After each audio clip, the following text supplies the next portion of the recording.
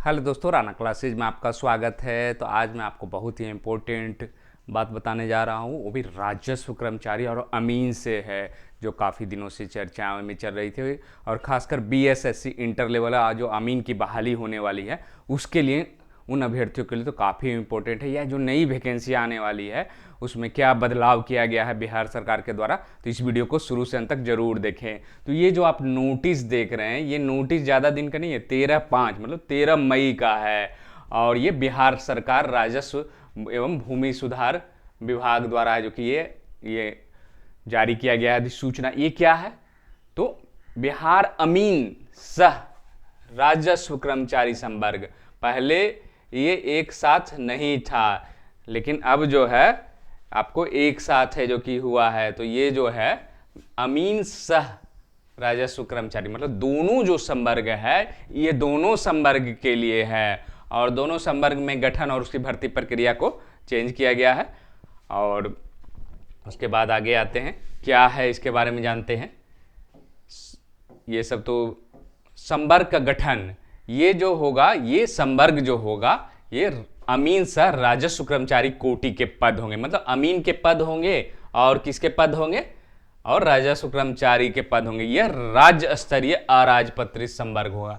यही मेन है, अगर बात करें तो यही मेन है। ये राज्य स्तरीय, अब तक क्या होता था, जो अखबारों में आपने चर्चाएं सुनी होगी कि ये जिला वाइज, जब भी आप पुराने जो पोस्टिंग है अमीन के हो, ये जिला, पहले क्या होता था, राजस्व भूमि सुधार विभाग दे दिया एक पोस्ट, जिस तरह से आईएएस का सुनते कैडर, बिहार कैडर, उत्तर प्रदेश के, उसी तरह जिला संवर्ग होता था। मतलब एक जिला में जो जनरली रह गए, उनका दूसरे जिले में ट्रांसफर नहीं होता था। तो ये अंतर था। तो ये बहुत बड़ी खबर है, खासकर अमीन और राजस्व कर्मचारी दोनों के लिए, कि ये राज्य स्तरीय संवर्ग होगा। अब राज्य स्तरीय संवर्ग होते कौन कौन हैं? ये तो पहले क्या था, जो बहालियां जो हो रही थी, वो जिला स्तरीय, मतलब एक जिला में आप हो गए, उसी जिला में आपको दर बदर है जो कि जनरली किया जाता था। दूसरे जिला में मान ले ट्रांसफर करने की आपकी इच्छा है, चाहे कोई कंडीशनल हो, लेकिन मुश्किल होती थी। अब क्या होगा कि आप किसी भी जिले में आपकी पोस्टिंग हो सकती है। एक जिले में मान ली हो गई, फिर दूसरे जिले में ट्रांसफर, जैसे सचिवालय, क्योंकि आपकी वैकेंसी सचिवालय सहायक की आई हो, ये कैसी पोस्ट है, तो ये राज्य स्तरीय संवर्ग है। मतलब ये कंट्रोल कहाँ से होता है, तो ये एक विभाग से होता है, और उसका विभाग का क्या नाम है, सचिवालय सहायक जो कंट्रोल होता है वो सामान्य प्रशासन। उसी तरह ये जो कंट्रोल होगा, इसकी जो स्थापना होगी, अब कहाँ होगी, तो ये राजस्व एवं भूमि सुधार विभाग, दोनों का, अमीन हो या राजस्व कर, ये दोनों किससे, अब वहां पर आपकी स्थापना रहेगी। और ये अच्छी खबर, मतलब डीएम जो पहले कंट्रोलिंग नियंत्रण पदाधिकारी थे, अब क्या हो जाएंगे आपके, उनके जो अपर मुख्य सचिव हो गए या उसके नीचे जो होंगे, वो है जो कि आपके अब नियंत्रण पदाधिकारी। तो ये बहुत बड़ी है जो कि अंतर आया है। और ये कब लागू होगी, जब ये नई जो बहालियां होगी, और ये जो राजस्व कर्मचारी 4353 फंसी हुई है, और जो 1700 के आसपास है जो कि अमीन कोर्ट मामला में है, ये जो बहालियां होगी, इसके लिए ये लागू होगा। कॉन्ट्रैक्ट वाले के लिए लागू नहीं होगा, ये गवर्नमेंट जॉब के लिए ये राज्य स्तरीय संवर्ग है, जो कि ये बहुत बड़ा अंतर है।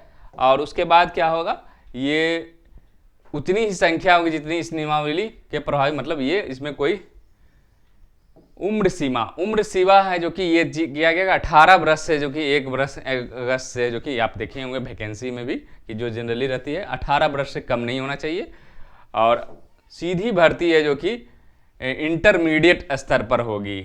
दोनों की जो पदों की होगी, ये इंटरमीडिएट पदों पर होगी। अमीन सह राजस्व कर्मचारी के लिए, जो कि दोनों के लिए आपको देख रहे हैं, राजस्व कर्मचारी के लिए और दोनों के लिए इंटरमीडिएट पास ही होना जरूरी है। और एक मामला कोर्ट में इसलिए चल रहा है कि अमीन का जो अनुभव का चल रहा था, उस पर चल रहा था, तो ये क्लियर कर दिया।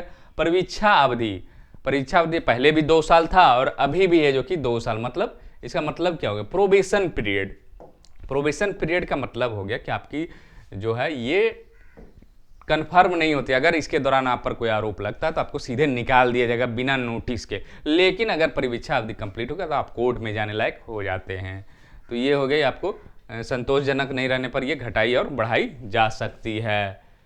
अब आते हैं आगे, प्रथम वेतन वृद्धि है जो कि राजभाषा विभाग द्वारा हिंदी टिप्पण प्रारूपण परीक्षा और नीलिट द्वारा कंप्यूटर, मतलब प्रथम जो है जो कि प्रथम वेतन वृद्धि के बाद, मतलब अगर आपकी ज्वाइनिंग हो गई राजस्व कर्मचारी अमीन में, तो उसका मतलब हो गया कि आप जो प्रथम वेतन वृद्धि मतलब इंक्रीमेंट कितना लगता है, तो साल में है जो कि 2 बार लगता है, चूज करने का रहता है, लेकिन एक ही बार लगता है, जनवरी हो या जुलाई हो। तो वहाँ पर 3% जो है वो आपको पहला बार में मिल जाएगा, आप पास करें ना करें। लेकिन दूसरा बार में आपको हिंदी की जो परीक्षा, टिप्पण प्रारूपण परीक्षा, उसमें जो है आपको पास करना जरूरी। हिंदी टिप्पण के बारे में तो ये है कि आपको 100 नंबर की परीक्षा होती है, उसमें व्याकरण रहेंगे, संक्षेपण रहेंगे, इंग्लिश टू हिंदी करने के रहेंगे। तो ये मुझे ज़्यादा मालूम, क्योंकि मैं इनके परीक्षा आयोजित करवाता हूँ। और नीलिट का जो है, हम लोगों ने जो परीक्षा नीलिट से ही दिया था, वो 100 नंबर की परीक्षा होती है और ऑब्जेक्टिव 50% है जो कि पास होना है, जो कि अनिवार्य है। तो ये दोनों परीक्षा जब आप पास करेंगे तभी है जो कि पहला इंक्रीमेंट है जो कि आपको लगेगा, नहीं तो आपको रोक दिया जाएगा। फिर आप जब पास करेंगे तब है जो कि दिया जाएगा। उसके बाद आते हैं प्रशिक्षण है जो कि आपको अंत में परीक्षा निर्धारित, उसमें भी उत्तीर्णता प्राप्त करना अनिवार्य होगा। मतलब अगर प्रशिक्षण के दौरान अगर आप परीक्षा लिया जाता है तो उसमें पास हो, अगर आप फेल होते तो आपको निकाल दिया जाएगा। और भूमापी अभिलेख का भी कार्य है जो कि दोनों से लिया जाएगा। थोड़ा सा अंतर क्या, प्रशिक्षण भी दिया जाएगा। और ऐसा नहीं है कि इसमें जो चेंजिंग किया गया है, एक चीज़ और देखेंगे कि पहले क्या होता था कि भूमापी जो है ये सिर्फ है जो कि भू अभिलेख है जो कि दोनों के लिए कहा जा रहा है, ऐसा नहीं कि एक ही के लिए। पहले क्या था, अमीन ही करेंगे, राजस्व कर्मचारी नहीं, ये दोनों करेंगे। और क्या है, विभागीय परीक्षा जो कि उत्तीर्णता प्राप्त कर ली हो। वरीयता जो आप पास करेंगे, जो रैंकिंग आपकी होगी बीएसएससी में, उसके अनुसार है जो कि आपके वरीयता होगी। पूर्व से नियुक्त कर्मचारी का है जो कि मृत प्राय संबंध ड्राइंग कैडर होगा, और रिक्त होने पर ये जो है स्वतः है जो कि समाप्त हो जाएंगे। पूर्व से जिलों में निर्धारित नियमित रूप से नियुक्त हो गए, ये समाप्त हो जाएंगे। और ये है जो कि आप देख रहे हैं, इस संवर्ग के कर्मियों की सेवा निवृत्ति के उपरांत उनके सेवांत लाभ का है जो कि अंचल अधिकारियों के द्वारा जो कि किया जाएगा।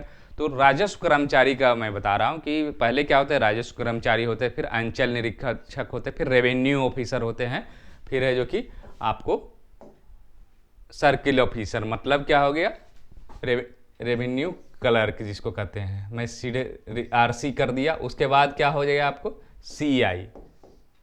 सीआई हो गया, सर्किल इंस्पेक्टर जिसको कहा जाता है। उसके बाद क्या हो गया, आरओ, रेवेन्यू ऑफिसर। उसके बाद प्रमोशन होगा तब सीओ। ये कम से कम है जो कि आपको कम से कम रेवेन्यू क्लर्क में 10 वर्ष होना चाहिए, ग्रेजुएशन पास होना चाहिए, तभी है जो कि आप सीआई या आरओ। ये सीआई और आरओ क्या हो गया कि इक्विवेलेंट पोस्ट है, ये बराबर पोस्ट कर दिया गया है दोनों को। सीआई भी है तो आरओ माना जाएगा। तो मतलब एक तरह सीआई कहे तो खत्म हो गई, लेकिन अभी भी पुराना चल रही है। सीआई आरओ एक ही हो के 10 साल आपको सर्विस करेंगे तो आपको प्रमोशन मिलेगा। उसके बाद है जो कि ये चिट्ठी आप देख सकते हैं, हाँ भी व्यवसाय, ये सॉरी ये 13/5 मैंने बताया, 17/5 को मतलब कल ही है जो कि ये 17 तारीख को ही जो कि ये चिट्ठी निकली है, और आपके लिए बहुत महत्वपूर्ण है राजस्व कर्मचारी के लिए, जो खासकर बीएसएससी इंटर लेवल की जल्द ही ज्वाइनिंग होने वाली। जस्ट रिजल्ट इस माह के अंत तक उम्मीद है आ जाएगी। उसके बाद आपको जून या लास्ट या जुलाई में आपकी नियुक्ति हो सकती है राजस्व। तो ये बड़ी खबर है कि राज्य स्तरीय संवर्ग होगा। राज्य स्तरीय संवर्ग होने से फायदा क्या है कि आपके मान सम्मान में वृद्धि होगी। मान लीजिए किसी कारणवश या बहुत सारे कंडीशन आपकी बदली हो सकती है, कोई ये नहीं कह सकता। पहले क्या था कि आप अगर सीतामढ़ी में पोस्टिंग है तो आपको सीतामढ़ी में ही वहीं पर रहना है, वहीं पर जीना मरना सब वहीं है, जनरली जो कंडीशन, कुछ कंडीशन होता है। लेकिन अब जो है ऐसा कोई नहीं है। परेशानियाँ क्या है राज्य स्तरीय संवर्ग में, आप सोच सकते होंगे कि सारे फायदे ही हैं। तो कि आप अगर नहीं भी चाहेंगे, मान लीजिए कि आप चाहेंगे होम डिस्ट्रिक्ट ही चाहेंगे और मैं होम डिस्ट्रिक्ट में रहूँ, तो ये आपको लाभ नहीं मिलेगा।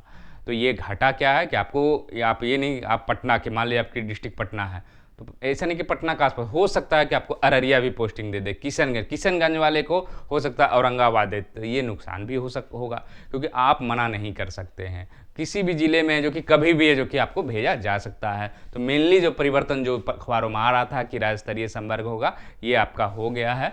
और ये जो है आपको नोटिस 17/5 को 192 नंबर लेटर है, और ये जारी हुआ 13/5 का ये साइन था अपर मुख्य सचिव के द्वारा, जो राजस्व भूमि सुधार विभाग के हैं।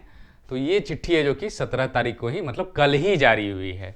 क्या हुआ, कल ही जारी हुई। तो ये बहुत इंपॉर्टेंट है आपको चिट्ठी। अगर इससे संबंधित है जो कि कुछ क्वेरी हो तो आप व्हाट्सएप नंबर है जो कि पर आप कांटेक्ट कर सकते हैं।